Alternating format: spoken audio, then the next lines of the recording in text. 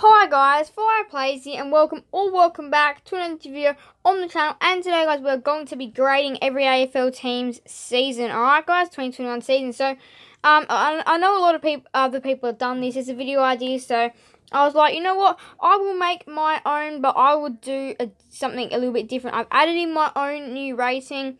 But yeah, this thumbnail, this is just maybe the question marks explain. Did I actually rate these teams? You never know. But anyway, let's get into the charts really quickly. So here is just a quick little summary of how I'm going to be grading the team. So if you have this really nice green, that means you have an A+, an A or an A-. This lightish green, B+, B and B-.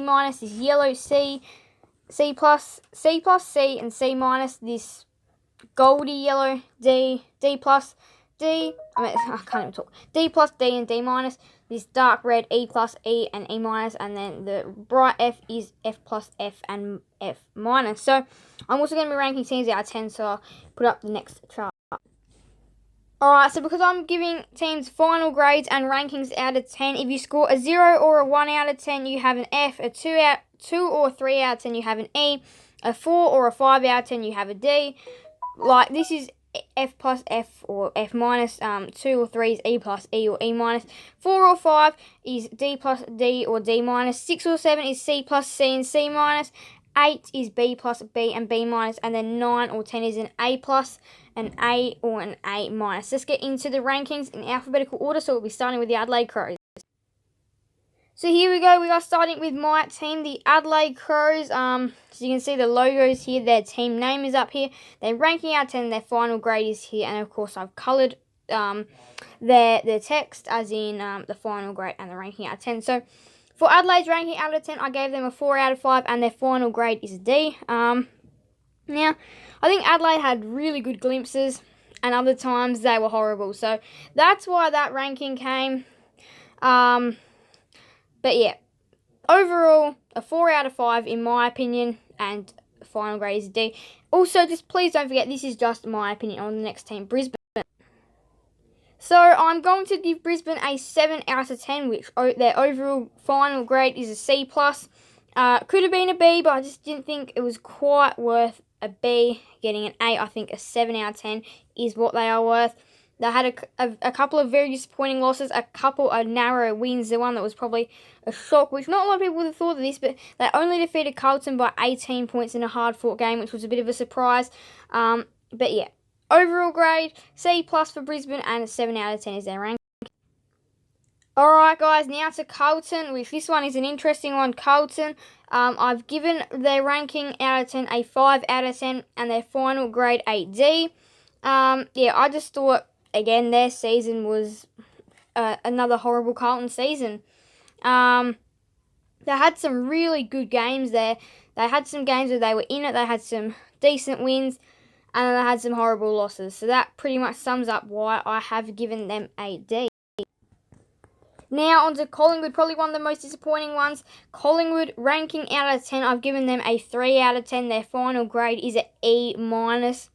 This is definitely as low as it gets. I can tell you now, I'm probably not going to be using that F at all. Because I don't think a lot of teams really dished up F performances. But Collingwood, they are definitely an E- right now. Their season, well, they finished 17th. So that sums up Collingwood's season. Now they're the highest ranking so far. Today goes to Essendon. Their ranking out of 10 is an 8 out of 10, and then their final grade is a B+. Coming from the bottom 4 to making the top 8 is a real good story. And, well, none the better for the young Essendon team. No one saw it coming, not even me. No one saw it coming, and, yeah, it was a real shock that they're up here. Hence why their rating is so high. So what a season it was for Essendon. Yes, they may not have been able to win a final, but their competitors in the finals are really hard. Good job for making it, Essendon. Alright, now the Fremantle, their ranking out of 10. I've given them a 6 out of 10 and their final grade a C. Now, this is one that I probably look back at and go, okay, maybe this is a wrong call. Fremantle, again, had some really good performances in the season, and then they dished it up with some other horrible performances, like round 23. that was definitely not their best performance. So, yeah. If they had a won round 23, maybe they could have been boosted up to a C plus in contention with Brisbane. But because they had an okay season, I'm going to sit them right in the middle and give them a nice C for the Fremantle Dockers. 6 out of 10 there. Overall rating out of 10. And a C is their final grade.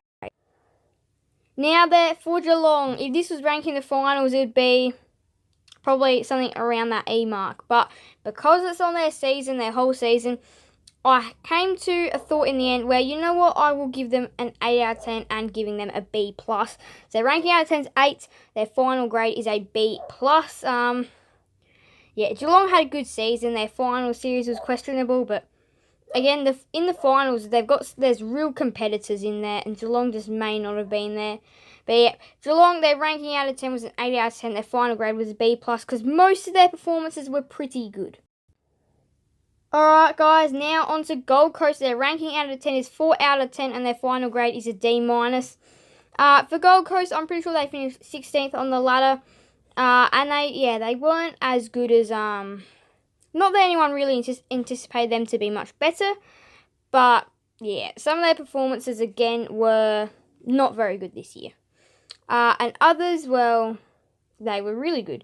Well, not really good, but decent. They had some good performances and they had some questionable ones. But yeah, Gold Coast, 4 out of 10 is their final ranking out of 10 and their final grade is a D-. Alright guys, there was a giant shock this season and that was that the GWS made the 8s. Alright guys, they finished 7th and they had some really good wins, including the elimination final win against Sydney, the Sydney Derby in round 5, smashing Adelaide on Adelaide's home deck after they'd been so good. So there was just a couple, and there's a lot more performances, beating Geelong at GMHBA Stadium. There's a whole list for GWS of how good they've been this season. There's also a list of how bad they've been as well, losing to Fremantle. So there was a couple of questionable performances, but overall a really good season for GWS. I'm giving them a ranking out of 10 as 8 out of 10, and their final grade a B+ for GWS. It was a good season for them, and they made a semi-final as well. Now on to Hawthorn. You guys might be, I'm a little bit stiff on this one. I'm happy to stay put with this. Yes, they may have beaten the Western Bulldogs. Yes, they may have had a good end to the season. They may have been GWS, but that doesn't mean that, that doesn't really mean too much. Hawthorn, I've given them a 5 out of 10 and their final grade a D+. Now, you've seen people get 5 out of 10 and their grades have been Ds. But Hawthorn, the only reason why I gave them a D+ in the same ranking is because the way they finished the season, yes. So, yes, they did have some good wins against the Western Bulldogs, and they defeated GWS.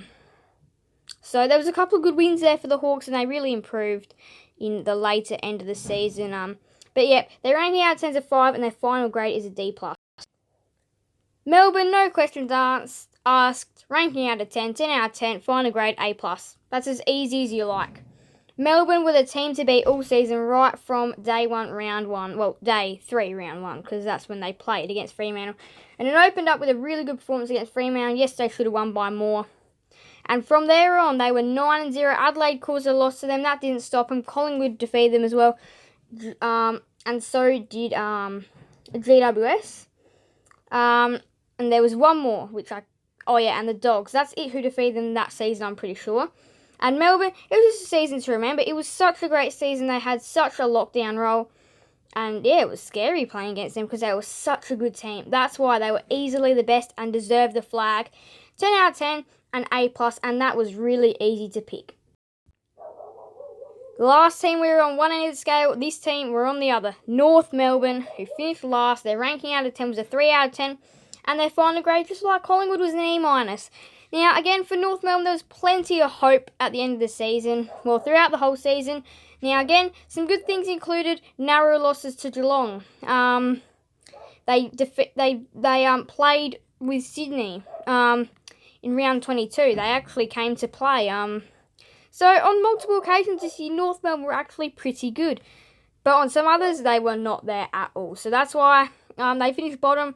So, there is no real argument here. An E- and a 3 out of 10 is definitely the way to go. Alright, now moving on to Port Adelaide. They'd probably be around that A standard now. An A minus probably, if they hadn't have lost to all the good teams and not used their advantage at the Adelaide Oval. So their ranking out of 10 I'm giving them is an 8.5, and their final grade is a B+. Now I think Port Adelaide getting smashed in the semi wasn't any help. If they made it to the granny, they probably would have made about an A or something. And they defeated all the bottom teams really easily, but when it came to the top teams, they always struggled. So, again, not a bad season for Port Adelaide. 8 out of 5, 8.5 out of 10, and a B+. Alright guys, now on to Richmond, who I've given them a ranking out of 10 as a 5 out of 10, their final grade a D+. Now again, Richmond, they looked to start off the season really solidly. Again, it looked like they were going to go for an easy top 4 position. And no, that just fell way out of hand. Getting beaten by multiple teams was a bit of a shock for everyone, I reckon. And yeah, Richmond could never redeem themselves and slipped badly to finish 11th in the end. And yeah, not a good season for Richmond. 5 out of 10 and a D+ is what I've given them. Another team scoring 5 out of 10 is St Kilda. I've given them a 5 out of 10 and a D+ as well. Same with Richmond. And yeah, again for St Kilda, probably one word that would sum up their season: disappointing. Yes, they may have finished in, was it 9th or 10th? It was one of them two spots, I'm pretty sure. I just gone, yeah, I'll let you know in the comments. I'll check later, but it was 9th or 10th, I'm pretty sure. And yes, they may have finished that high, but still, it was a little bit of a disappointing season for St Kilda. And definitely one of the lowlights was choking badly at Kazali's Stadium to Adelaide. I'm going to say this is probably the second best story of 2021, the Sydney Swans. Now, again, they were a bottom 4 team last year, and they finished 6th on the ladder, and they were in contention for top 4 every game this year. They only missed out on percentage, I'm pretty sure, of the top 4, or a game.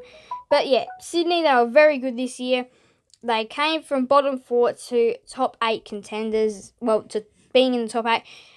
Elimination final heartbreak was annoying for Sydney, but they made the finals and they did a really good job, and I reckon they definitely should have won that elimination final. Very good season for Sydney. Ranking out of 10, 8.5, and their final grade a B+, but it was a very good year for Sydney, and I expect them to be really hard again next year. Now, on to the second last team, West Coast Eagles, ranking out of 10, 5 out of 10, their final grade is a D+. For West Coast, it was a season of disappointment again, and I don't know, is it something that's happening for West Coast? Maybe it is, but yeah, West Coast, their main problem is playing away from home. And they lost the derby to Fremantle Dockers later in the year. They looked don't even know how to say it, but they looked like they had a lot of issues, a lot of problems. And yeah, not a good season for West Coast. You'd be hoping they can bounce back next year, but can they actually? It's going to be very interesting for West Coast, but yeah, 5 out of 10 and a D+ for West Coast.